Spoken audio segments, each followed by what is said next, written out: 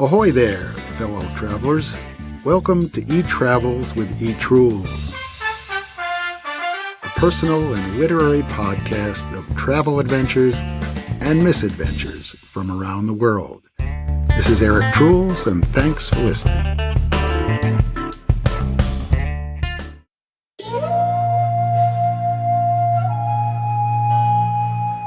E-Travels with E-Trules.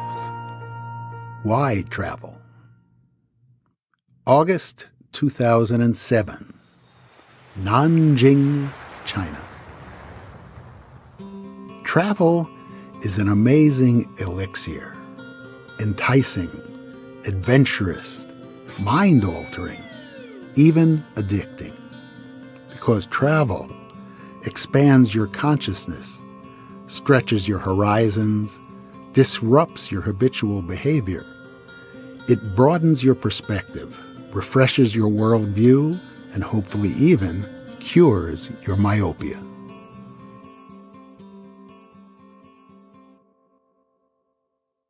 Hi there, this is Eric Trules, host and idiosyncratic storyteller from a new, soon-to-be-launched podcast called E-Travels with E-Trules. And that was a pre-recorded clip from a story called Why Travel? One of many stories which you can listen to on iTunes once a month, all spinning personal travel tales from far off the beaten track. No tourist tales with the cheapest hotels and plane flights listed here. Use the LA Times or Lonely Planet for that. But come here to listen to some vicarious travel adventures, to share some awkward travel embarrassments, and to enjoy some travel insights, where hopefully my iconoclastic and personal travel tales will resonate with your own travel experiences and entertain you with their insights about the lonely, problematic, and beautiful world we live in. E-Travels with E-Trules. Grazing with camels.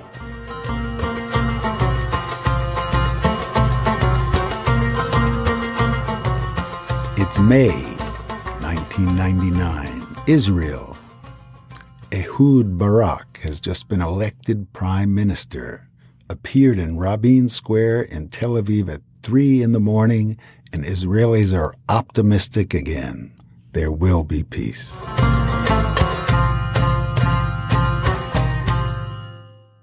I first started writing these stories in 2000 from small internet cafes all over Southeast Asia as emails to my friends, thus the name E-Travels, from places like Chiang Mai, Thailand, and Siem Reap, Cambodia, where I'd just seen the 12th century Hindu and Buddhist temples of Angkor Wat, and from places like Luang Prabang in Laos, where I'd taken a slow boat up the mighty Mekong River for 3 days.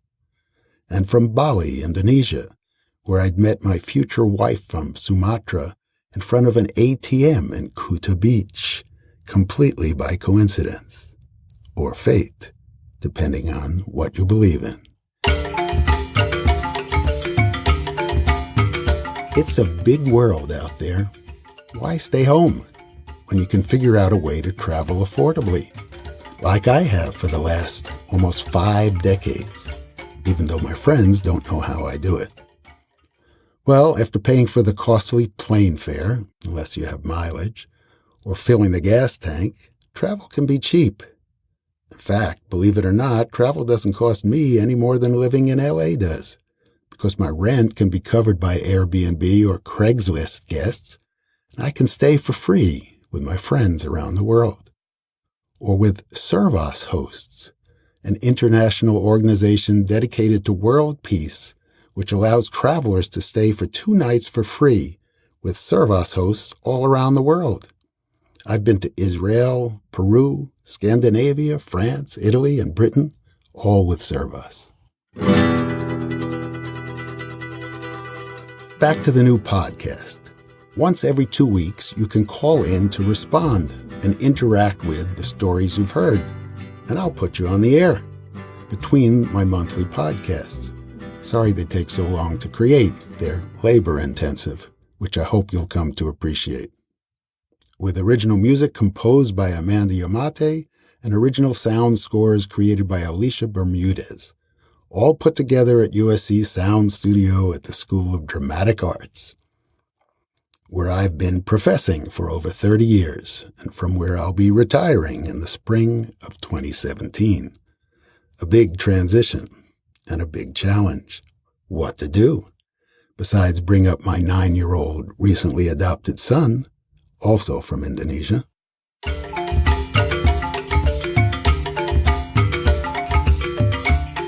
E-Travels with E-Trules. 9 lives times 2. And good karma.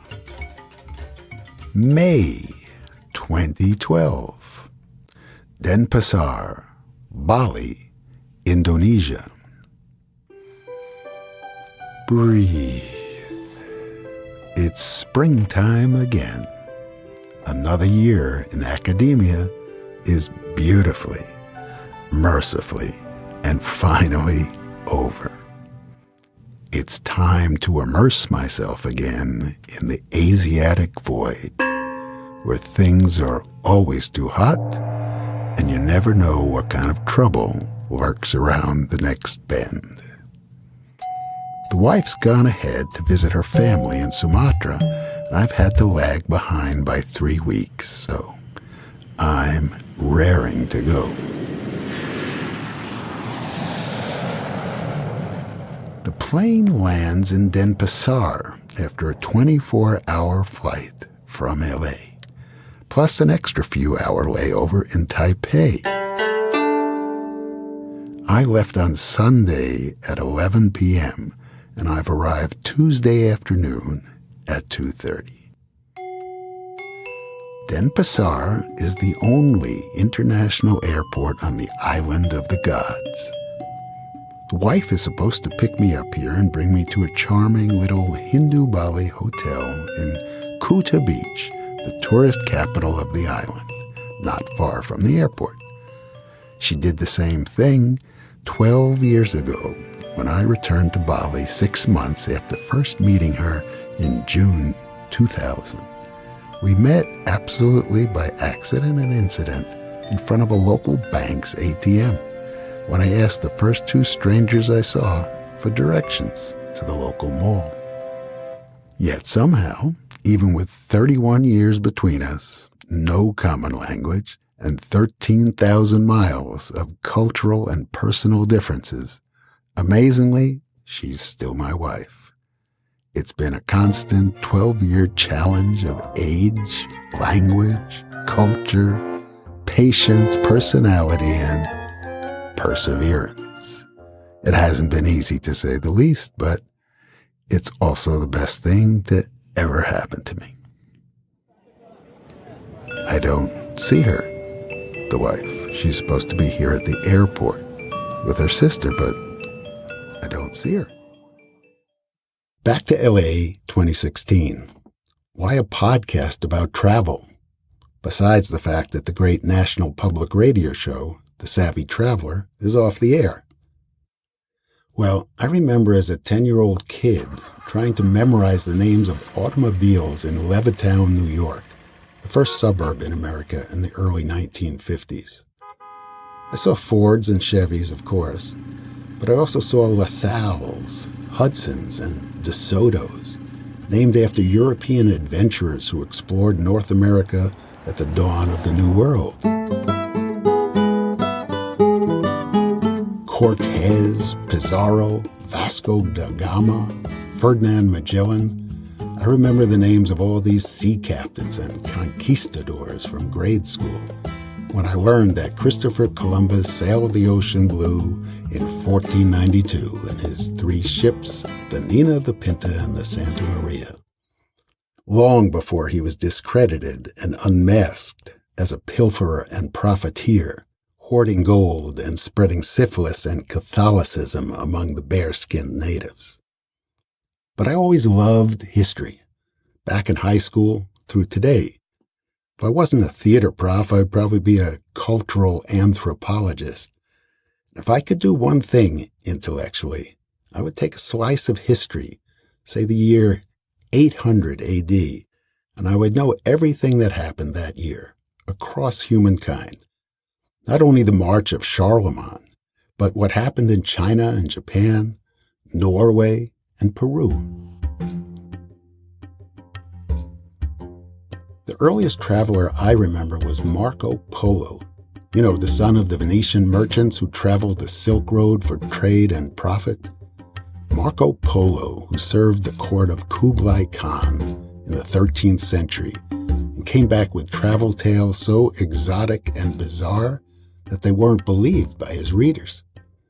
Whereas today, we have travel writers like Paul Theroux and Pico Iyer, and TV hosts like Anthony Bourdain, who bring back tales from far away and make them accessible to audiences all around our interconnected planet. In that way, I think travelers are something like shamans, soul searchers, going into dark places that most of us don't have the courage or hunger to go, coming back with stories, descriptions, characters, tales, and wisdom that we, the audience, soak up like gold.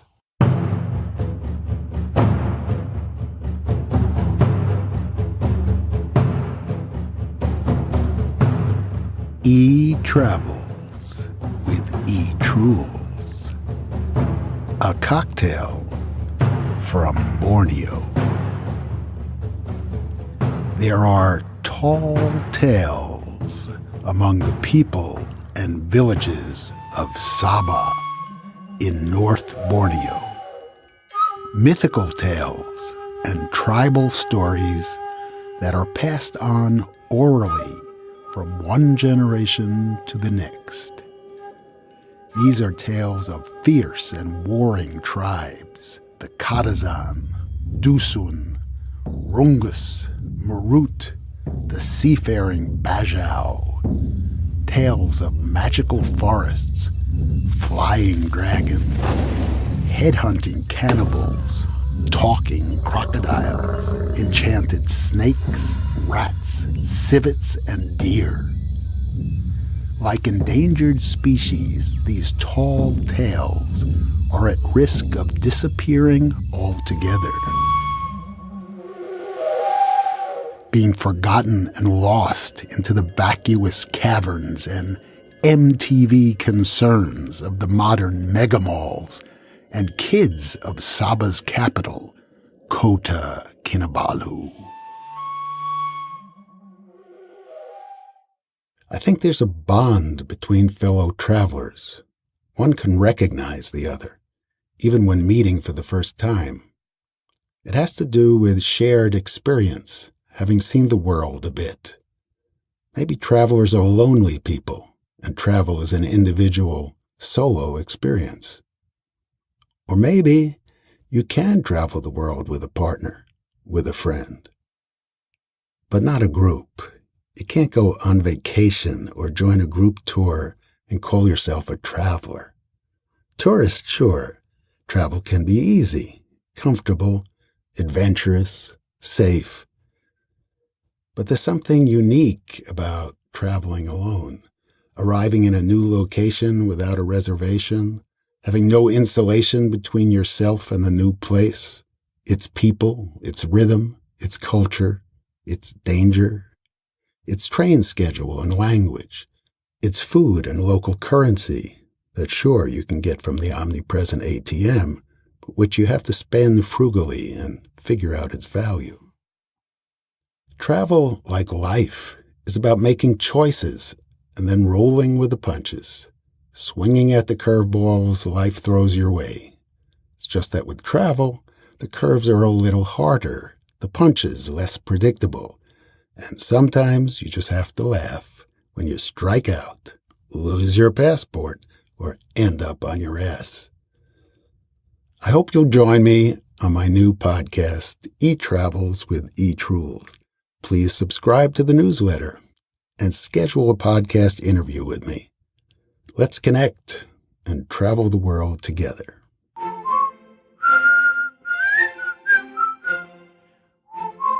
Original music composed by Amanda Yamate, sound designed by Alicia Bermudez. Produced by Harry Duran at Fullcast.